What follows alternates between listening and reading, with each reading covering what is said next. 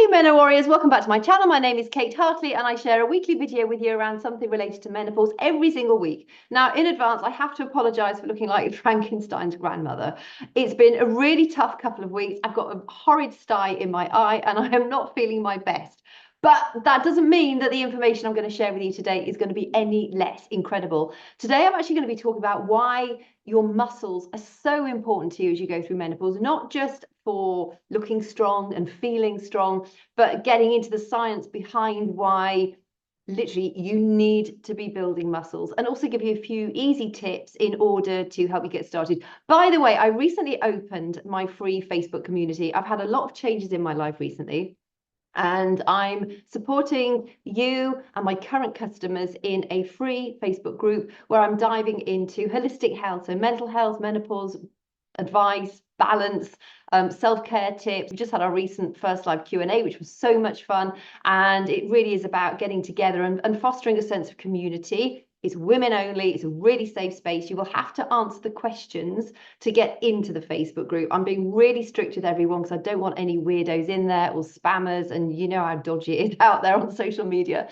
So if you'd love to join, the link is in the description box below, and I'd love to see you in there. It's a great way, particularly on YouTube. You know, we don't get the opportunity to, have that back and forth so much. So, it's there if you'd like it. So starting with today's video content, most of us, I think, when we think about menopause, we think about anxiety, we think about hot flushes, we think about changes in our skin, our hair loss might increase. We think of the volcanic rage that suddenly happens out of nowhere. And I don't think any of us are immune to that. But there is something really important that will help you with an awful lot of that in every aspect of your life, and that is when you start to build lean muscles. Now, there is something called sarcopenia, which is muscle mass deterioration. As we get older, our muscles do atrophy, they vanish. If you don't use them, you lose, it's quite a significant percentage, and it sort of goes up as you get older as well. But on average, around sort of 1 to 1.5% of your muscle mass every year beyond menopause, you will lose if you do not maintain it. It's really great because it's something that it's never too late to start, but the sooner you start it, the more you're going to benefit from it. Also, from a prevention point of view, when we are lacking in muscles, we can just get weaker. We become frailer. Our balance is not so good. Our mobility is not so good. Our flexibility is not so good. So we're at increased risk of falling over and getting those fractures. And the incidence of people who never come out of hospital after a hip fracture is huge. It's scarily huge. So this isn't about fear mongering, but it is about giving you good advice that no matter where you're at right now, just bloody start. The other thing you're probably more aware of is osteoporosis. That's known as brittle bone disease. So essentially what actually happens when we go through the menopause? Why do we suddenly get confronted with all these problems? As estrogen falls, we have receptors for estrogen literally all over our body. It's a really handy hormone to have. And obviously, as we go through menopause, our estrogen levels drop. However, if you manage your stress more effectively, and I will link to my adrenal health video at the end of this, I'll drop it in the description box as well, your adrenal glands are able to back up the job of the ovaries. So in somebody who can manage stress well, it's not about avoiding stress, because stress is always out there. It's about becoming more resilient to it. So when you can build up your resilience to stress, you pretty much will navigate your menopause symptoms in so much better. And I don't want to go into any detail about that because I did that in the previous video. However, just remember that stress literally is at the key of everything. And when you can manage your stress better, you will have a much better trip through the menopause, because the adrenal glands are able to give out the remaining amounts of estrogen that you need, because we don't need so much. We're not, we're beyond our reproductive years. So it's not like we need our sort of reproductive years amount of estrogen, but estrogen is still incredibly helpful. So essentially what happens is when our estrogen levels fall, our muscle mass does deplete, as well as our bones. So it has a negative impact on our elastin or collagen. That's why you notice all of a sudden your skin gets saggy and everything starts to sort of droop southwards. And, for instance, with your bones, we have osteoblasts, which are little bone cells that build up the bones. We have osteoclasts, which sort of nibble away at the dead bone cells. They're both equally important. But as we go through the menopause, our estrogen levels drop. We have fewer osteoblasts building and we have more osteoclasts nibbling away. The same thing is happening to your muscles. Your muscles are being nibbled away more quickly. It's a bit like going to a building site and you've got your construction workers there, and before menopause hits or before you get postmenopausal, yeah, they're all there. They're not having their six snack breaks throughout the day that most construction workers seem to need, and they're working really hard. Well, once you get beyond sort of perimenopausal years and postmenopausal, it's like they're always on their break or they're not even showing up. So from having like a full-term crew looking after your body, that crew is seriously depleted. That is similar to what actually happens through the menopause as the factors, our estrogen levels drop, and we don't have the cells that are renewing as much as they used to do prior to going through the menopausal years. The other way of looking at it is a bit like having scaffolding around your house. When the scaffold's up, it's strong, you've got a good foundation to having the building repaired.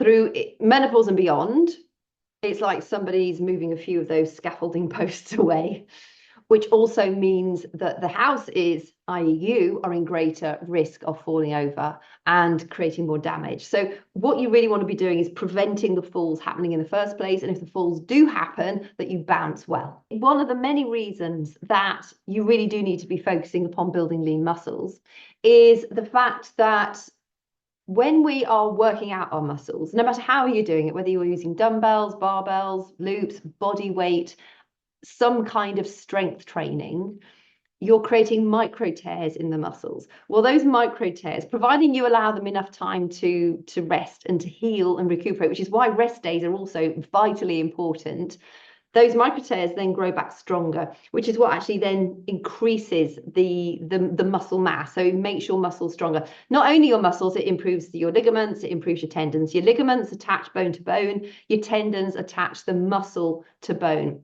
Ligaments and tendons tend to have very little blood flow in them anyway. And, when we're working on muscles, it's increasing the flow of that blood and the nutrition through those really tough strands of collagen, multiple strands of collagen. Of course, as we go through the menopause, our collagen levels drop too. So we really do need to be managing our muscle growth effectively so that we are able to stand up properly. You see a lot of older women and they have the dowager's hump, so they've got like that sort of hunchback on the back of their neck. Often posture droops forward, your shoulders droop forward, because if you're not working your back muscles, if you're not working your core muscles, you will, because often that this is just the way we are. Gravity pulls us forward, particularly as so many of us work at a desk, or even if you're active in the garden, you're still bending forward. Baking, whatever we do, we're always sort of bending forward. So if you can keep a strong back, that's naturally going to pull your shoulders back. It's going to help improve your breathing because your lungs are not going to be constricted so much. It improves your digestion because you're not hunched over your belly all the time. So keeping strong lean muscles is absolutely vital for every aspect of your life, but not just the muscles. So when you are creating those little micro tears and providing you're giving yourself time to rest and recuperate, and you don't need long, it's a day or two in between your workout sessions. Make sure that you're not overworking out, because then you risk injury and increased inflammation. But when the muscles are getting stronger, they also pull on the bones.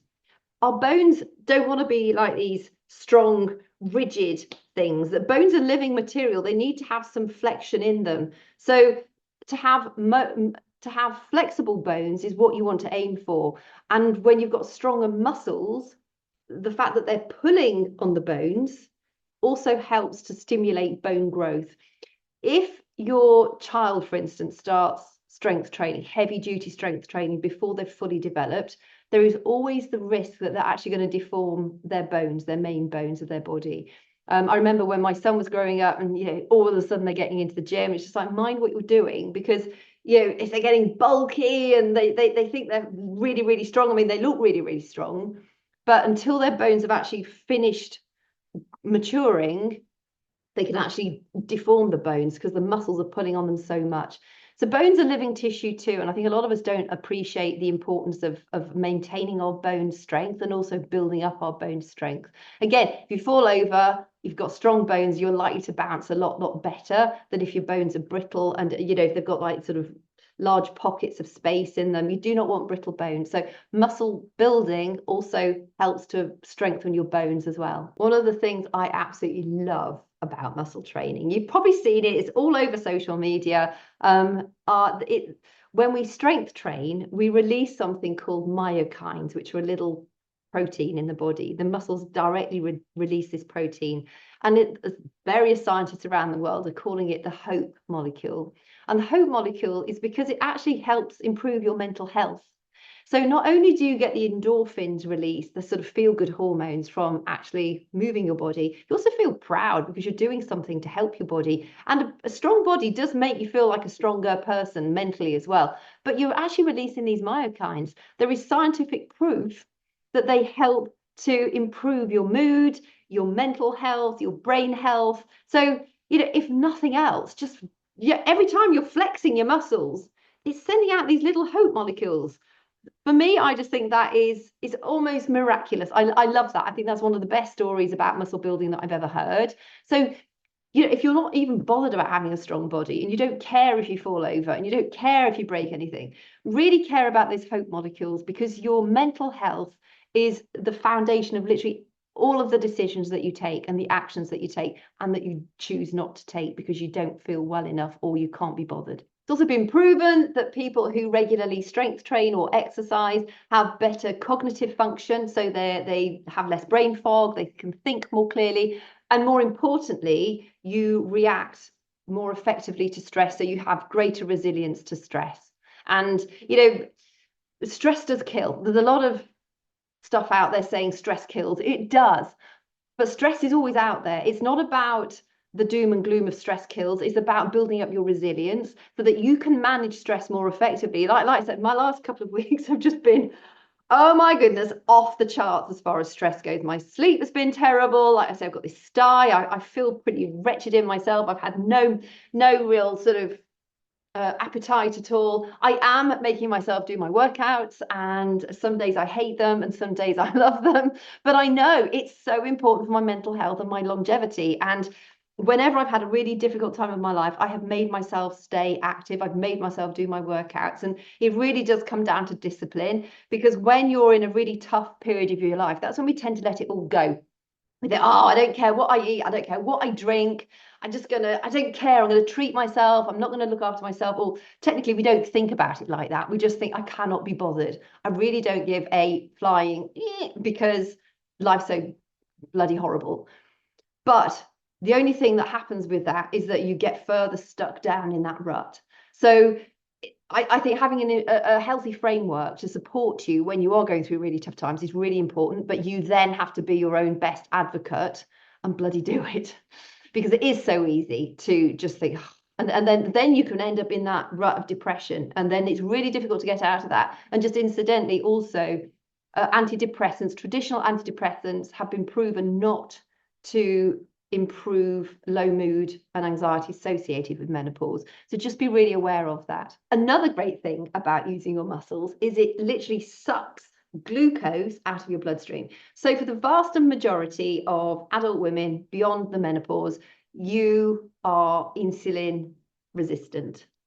Because what happens is estrogen falls, one of our stress hormones, cortisol naturally rises. When cortisol rises, it stimulates the increase of insulin. And also the way we eat and drink means that our insulin levels are generally much, much higher than they should be. They never get a chance to come back down. So we develop this insulin resistance. So a lot of the belly fat is down to that insulin resistance that you get. It's also linked to stress. However, when you're working your muscles act like sponges, and they directly suck some of the glucose out of your bloodstream, which helps you improve your insulin sensitivity again. So if weight management is one of your major goals, again, muscle strengthening is going to be one of your best friends ever, regardless of all the other benefits that you get, because it helps to improve your insulin sensitivity, which will help you manage your weight more effectively. Because when insulin levels are raised in the body, it actually blocks the body's ability to shed fat. So insulin sensitivity is something you want to work on improving. And by doing strength training, it's doing that. Another great thing about strength training and having good muscle mass is the fact it improves your gut health. And gut health is proven across the board to support your mental health, to give you energy, to improve your motivation, everything.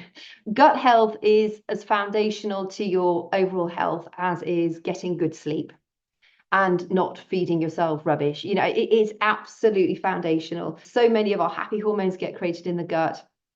So, yeah, just to very briefly touch on gut health, because I've done recently quite a few videos directly on gut health. So go back through those and have a quick watch. Gut health consists of your microbiome. When your microbiome is good, it's going to reduce inflammation in your body. It's also going to help you manage, if you have like an autoimmune disease, it's going to help you manage that better. You may even prevent future autoimmune diseases. You may even correct your autoimmune disease by improving your gut health. Gut health, when you start, I mean, you can Google gut health and the benefits of gut health and then go down a few rabbit holes because it is fascinating how just vitally important gut health is to your overall wellness. But you create hormones in your gut. 70% of your immune system is around your gut. It gives you energy, it gives you the hormones that help you feel motivated, and to make sure that your gut health is good, obviously reduce processed foods, obviously, reduce or cut out refined sugars, watch your alcohol intake, obviously don't smoke, and just try and eat whole foods in a wide range of different colors and also fermented foods. It's been proven now that you need more than just the healthy foods. You also need to be adding fermented foods into your diet. So, you know, kefir, sauerkraut, kimchi, kombucha, there's more, I can't think of them at the moment, tempeh, etc., etc. That's why I brew my own kombucha. I drink loads of kombucha. I absolutely love it. And it's a healthy, I mean, it costs a fraction of what you would pay in the shop. It's healthier than what you'd pay in the shop. And I'm also going to be running a free brew your own kombucha group in my Thrive and Revive free Facebook community soon. I'm really excited about that actually, because when you Google it, it's just like, it looks so complicated and it's not, it's an absolute doddle. So that's one of the things I love so much, is just making what is written about to sound just like you're talking to a Martian, to put it into easy to understand lingo, because I don't know why they overcomplicate things, but it doesn't need to be that complicated. And so if you join my free Facebook community, which is called Thrive and Revive, you will also have the opportunity to join my free Brew Your Own Kombucha group. So also the more muscle we have, the higher its spikes our metabolism. So you often hear about people, they've restricted what they're eating, that, you know, they're depriving themselves, they're starving themselves, however they go about it, and then they lose the weight, but then all that weight plus a little bit extra comes back on eventually. And that is because when you're starving yourself, your metabolism does slow down. I'm literally forcing myself to eat at the moment. I have no appetite, but I'm making myself eat because I do not want my metabolism to slow down. So because like, say for instance, say you weigh 200 pounds and you want to lose some weight, okay? So you start to say exercise, you start strength training. So you're burning, just for the example, say 500 calories, you're burning 500 calories a day. And so over the course of about 2 years, if you lose 1 pound a week, you've lost around about 200 pounds.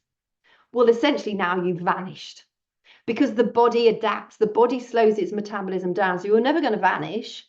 Your body will just start to go into survival mode. So it will restrict activity to other parts of your body that take energy up, and you're just going to slow down. So when you then start to eat food again normally, which most of us do, we have our default setting. And that's when you normally put on all the weight again, plus extra, because your body's saying, I don't care. I know she's eating well now, but she might starve me again. So I'm literally hanging on to literally every single thing I've got. Plus, if you've gone through like a restriction diet, you've probably not got the muscle mass to burn the calories that you really want to burn. So I say to everyone, focus on fat burning and muscle building. Forget the scales, even throw the scales out the bloody window. They are a really random way of measuring your progress. Take your measurements instead, or try and get a piece of clothing on that you can't get in at the minute. And then when you start to do your strength training, when you start to eat healthily, you'll find that you'll be burning fat. If you keep your scales, your weight may not change that much, but you will really see it in your measurements, and you'll see it in be able to get the clothes on that you haven't been able to get on yet. So always focus on fat burning, muscle building, and eating to build fat, to burn fat. We need to eat food. And it's amazing when you actually eat the right kinds of food, you get to eat loads. I really struggle when I follow like our nutritional system to the T. It's just like, oh my God, I've got to go and eat again. But it just has this magical way of making the fat literally melt off your body. And you feel incredible on it too. Your sleep's great, you're never hungry, your muscles look amazing. So really focus on, it's not about restricting, it's about eating the right kinds of foods. And it's not about dogmatic eating. You don't have to live on chicken and broccoli. A couple of days ago, I baked a massive batch of my own homemade cookies. When you eat 80% to 90% of the time, when you eat really healthily, you can have your treats.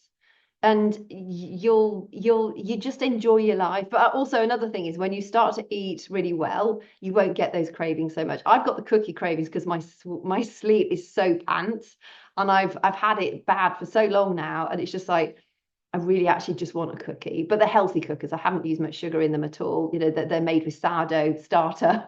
So they're fermented cookies. So good for your gut health to a degree. But yeah, I've given myself a little bit of wiggle room. But that's it. That is the wiggle room I've given myself. I am not trashing all my good progress up to now. So going back to gut health, it is absolutely foundational to you getting the results that you want to get and having that continued energy and also balancing your hormones. Never restrict your fat. You don't want to be eating things like margarine and the trans fats that you get with the processed foods, but things like butter, coconut oil, olive oil, they're really good fats. Nuts, eat your nuts and seeds. I eat masses of nuts and seeds every single day. I'm not fat. Just healthy fats are absolutely vital to you. Cholesterol, because cholesterol gets such a bad rap, it's the precursor of all your sex hormones. So while your sex hormones are diminishing or decreasing because you're going through the menopause, you definitely don't want to be going fat-free, because you need that fat so that you've got some hormones in your body. So you don't want too much fat, but you need healthy fats in your diet. So make sure never go fat-free. Go sugar-free, but never go fat-free. And finally, just know that when you are looking after your body, you have such a sense of pride. I've been doing this now for years, and probably 9 or 10 years, I've been following the workout system that I follow. And I've sort of lost that, I did my workout, because I've been doing it for so long. But I would never, ever trade it for not doing the workout, because I know how much it benefits me. And like I say, through the hardest parts of my life, I think it has been the real anchor that has kept me grounded. And also it's given me that time of the day that I can do something for me. And even if my brain is a bit busy, I've done workouts and I've been bawling my eyes out. I mean, not often, but occasionally it does. But I've still done the workout. It is so important that you focus on your strength training, because it's going to build the muscles. It's going to flood your body with happy hormones and those hope molecules. It's going to give you better cognition. It's going to give you more motivation. It's going to help you balance your hormones. So how do you get started? Well, depending on where you're at, you might be doing strength training already. I recommend to most people, if you're relatively active already, you want to be doing 3 to 4 times a week. And the other day, maybe you want to be doing a bit of high intensity interval training. That's just to sort of help with your heart rate, your endurance, your cardio ability. Long-term cardio, so things like, if you love your running, if you love your long distance cycling, you are probably gobbling up your muscle mass more than you need to be. And everybody to their own. And if you get that much of a benefit from it and you love it and you're happy how you are, stick with it. But if you're getting the belly fat, hello Nala, that was one of my naughty puppy who you can just about see there. She's just like, oh, what have you got in your mouth again? It's just, she sticks everything in her mouth. If you're doing a lot of cardio, you're probably shooting yourself in the foot if you are menopausal. And if you are doing a lot of cardio, I would suggest bring the cardio levels down a bit and introduce more strength training. If you're brand new to fitness and you're thinking, I have absolutely no idea where to start, just start. Either go to a gym or follow a program. I follow programs. I'm not a great fan of the gym, and the programs that I do at home are absolutely fantastic. There's always something new to move on to. And do you want to come up and say hello? And she's quite a big puppy now. She was attached to the bottom of a lorry with 23 other puppies, having been taken away from their mum at about 5 weeks old. I cannot believe how awful some humans are. Say hello, Nala. We gave her the wrong name. We should have called her little shit, because she really is. If you're absolutely brand new to fitness, I would follow a program. Go and ask your gym for a little bit of support. Get a PT if you need to. Or if you don't want to do that, just start. Well, you download a program. You can get them off the internet, buy some DVDs. So you're not just trying to piece together your own stuff, because it's important that you're not overworking the same part of your body. You want to be, maybe focus on legs and booty one day, and the next you want to be doing your sort of shoulders and arms, and then the next day maybe back and chest, and you want to make sure that you're not overworking any area of your body, and that you're giving yourself enough time to recover in between those strength training sessions. So maybe I definitely get some advice on that, but it's never too late to start. And there's a lot of on YouTube, there's loads of free resources. The workouts that I do, they work out about £8.70 a month, and I think they're phenomenal. In fact in my free Thrive and Revive group, I should have called it something different. I've got some sample workouts in there, so you can try those out if you want. And I'm not associated with that company anymore. They rip the rug from underneath us, but I still think the workouts are incredible, and you can still get those workouts. So if you want to do that, you can always let me know and I will point you in the right direction. But it's never too late to start. If you're somebody who's really active anyway, you say, well, I clean houses for a living, or I'm a gardener, you still need to strength train, because you're not using your body in the way it really needs to be used. So although you might be active, and that's great, you still need to start to strength train. So I hope that has been of some help to you. If you've got any questions, drop them in the comments below. Even better, join my free Facebook group, because it'd be so much fun to be able to get to know you better. Quite a few of the ladies that have found these videos on YouTube have already come across there, which is just fantastic. I absolutely love getting to know you better. Please, if you've not done so already, give it a thumbs up if you found this video helpful. And if you've not done so yet, subscribe to the channel so you don't miss future episodes. So thank you so much for your company. If you've got anything you'd like me to cover in a future episode, please just drop it in the comments below, and I'll look forward to catching you again soon.